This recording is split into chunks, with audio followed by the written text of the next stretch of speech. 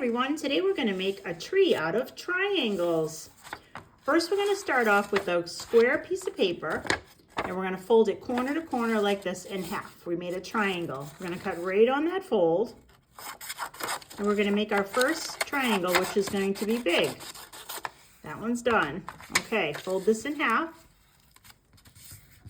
and then we're going to cut on this line, and now we're going to make our medium-sized triangle. Medium's finished. All right, now we get to fold this last one in half.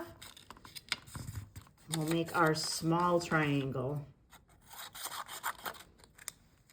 Perfect.